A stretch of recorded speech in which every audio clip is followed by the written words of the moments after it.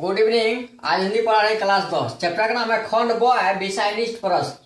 Chapter है निम्नलिखित कथांशों में से किसी एक को पढ़कर नीचे दिए गए प्रश्नों के उत्तर दे। प्रत्येक प्रश्न 2 अंकों का है।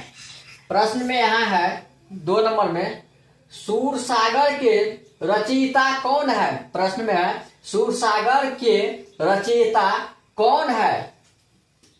दूसरा प्रश्न है सूरसागर में किसकी कथा वर्णित है। पहला प्रश्न है सूरसागर के रचयिता कौन है। सूरसागर में किसकी कथा वर्णित है। उत्तर में लिखिए पहला नंबर में लिखिए सूरसागर के रचयिता सूरदास है। उत्तर में लिखिए सूरसागर के रचयिता सूरदास है। दूसरा लिखिए सूरसागर में कृष्ण जन्म से लेकर कृष्ण के मथुरा जाने की कथा वर्णित है। प्रश्न है खंड ब है विषय निष्ठ प्रश्न। निम्नलिखित कथांशों में से किसी एक को पढ़कर नीचे दिए गए प्रश्नों के उत्तर दे। प्रत्येक प्रश्न 2 अंकों का है। प्रश्न 1 नंबर में है 2 नंबर है सूरसागर के रचयिता कौन है। उत्तर में लिखिए सूरसागर के रचयिता सूरदास है। उत्तर में लिखिए सूरसागर के रचयिता सूरदास है। आगे लिखिए इसके बाद इसका लिखिए सूरसागर में किसकी कथा वर्णित है।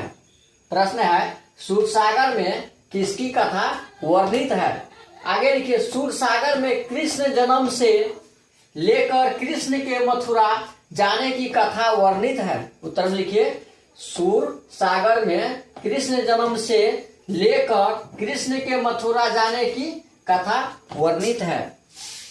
यहाँ प्रश्न में है सूरसागर के रचयिता कौन है। प्रश्न में है सूरसागर के रचयिता कौन है। यहाँ उत्तर में लिखे हैं सूरसागर के रचयिता सूरदास हैं। उत्तर में लिखिए सूरसागर के रचयिता सूरदास है। आगे लिखिए इसका सूरसागर में किसकी कथा वर्णित है। यहाँ है प्रश्न सूरसागर में किसकी कथा वर्णित है। यहाँ से लिखिए सूरसागर में कृष्ण जन्म से लेकर कृष्ण के मथुरा जाने की कथा वर्णित है। उत्तर में लिखिए सूरसागर में कृष्ण जन्म से लेकर कृष्ण के मथुरा जाने की कथा वर्णित है।